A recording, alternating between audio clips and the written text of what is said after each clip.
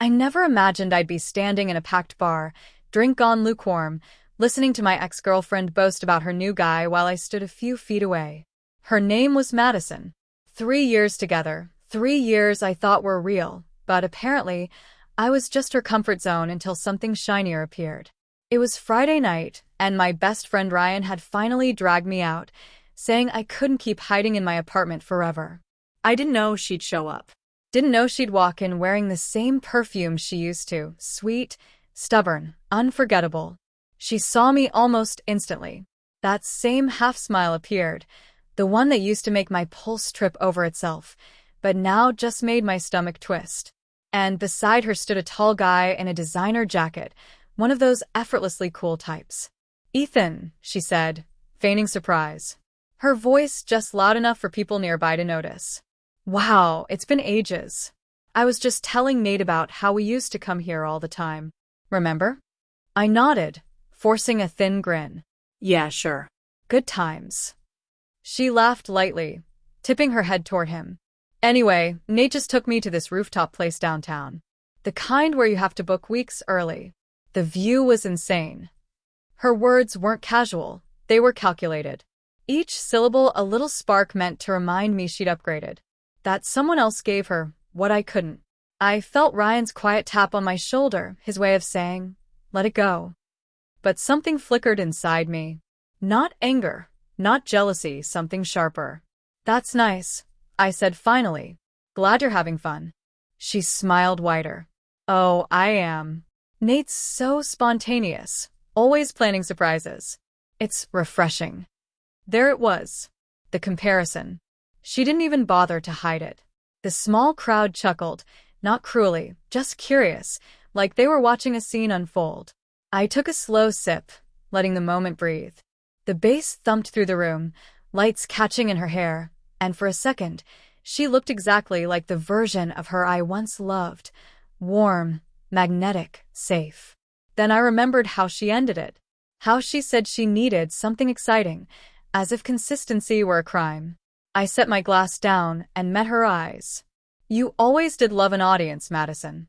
Her grin faltered. "You know," I said evenly, "I used to think you talked a lot because you were confident.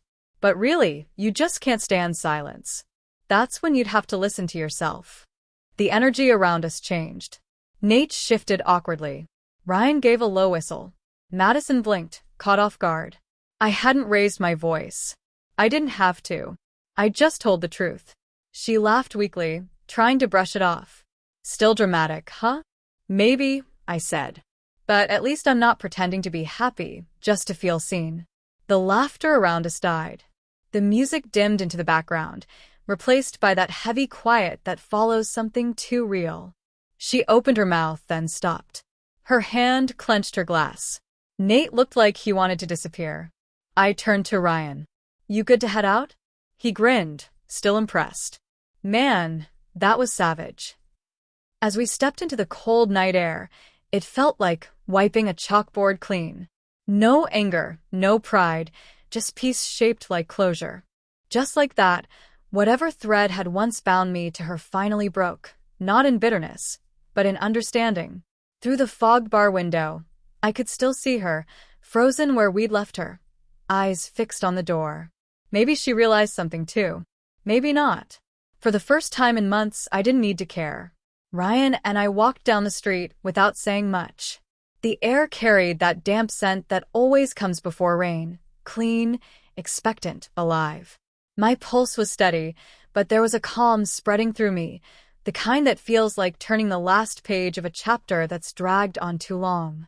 "You sure you're good?" Ryan asked quietly. I nodded. "Yeah." I think I finally closed something that should have ended a long time ago. He grinned. "You didn't just close it, man. You nailed it shut." I laughed under my breath. "Maybe. But you know what's strange? I'm not even mad. I just see her clearly now, loud, restless, always chasing attention like air."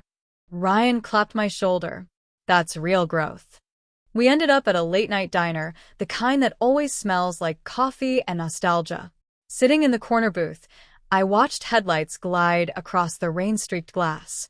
That's when it hit me. The moment you stop needing someone's approval, their hold over you vanishes completely. A week slipped by, then another. I focused on work, started hitting the gym again, even signed up for a photography class I'd been putting off for years. Life began to refill with things that were mine. No ghosts, no comparisons, just me. But peace never goes untested. It was a Thursday night when I saw her again. Same bar, different night. Ryan wasn't with me. I was meeting coworkers.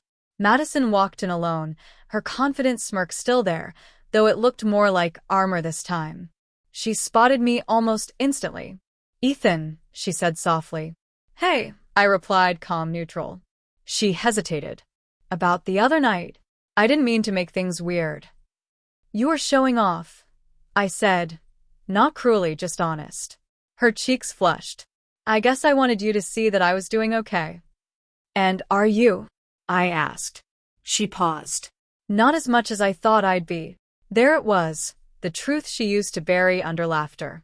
She looked smaller now, edges dulled. "Nate and I didn't work out," she admitted. "He wasn't what I expected." I nodded, no gloating, no smile, just listening. "People show who they really are when there's nothing left to prove," I said quietly. "Maybe you were just chasing noise to drown out the silence." She looked down. "You always had to make things sound so poetic." I guess I learned to find meaning in the things that broke me. When she looked up again, her eyes were wet but clear. "You've changed." "Yeah," I said. "I learned peace doesn't come from being chosen. It comes from choosing yourself." She gave a faint smile, one that carried both regret and relief. "I'm happy for you, Ethan." And this time I believed her. We didn't trade numbers or promises. Just stood there a moment.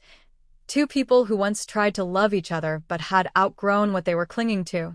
When I left the bar, I didn't look back.